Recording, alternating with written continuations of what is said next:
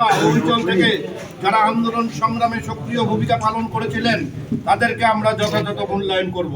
তারা আমাদের মনে আছে, আমরা কিন্তু সময় মতো তাদের মূল্যায়ন নির্দেশনা অনুযায়ী সীমাবদ্ধতার কারণে এখানে অনেক মহানগরের বিভিন্ন ওয়ার্ডের অনেক যোগ্য নেতা ছিল যাদের স্থান আমরা দিতে পারি নাই সীমাবদ্ধতার কারণে। সেজন্য আমরা আন্তরিকভাবে দুঃখিত। তবে আমরা কথা দিচ্ছি যে আগামী দিনে যে মহানগরের অন্তর্গত যে থানা কমিটিগুলো গঠন হবে, যারা এই মহানগর কমিটিতে স্থান পায় নাই তাদেরকে আমরা সেখানে পদায়ন করে তাদেরকেও আমরা মূল্যায়ন করব। আমাদের মনে যারা আছে, বিগত আন্দোলনে যারা আমাদেরকে সহযোগিতা করছে, আন্দোলনে সক্রিয় ভূমিকা পালন করছে, তাদের মূল্যায়ন ইনশাল্লাহ হবে।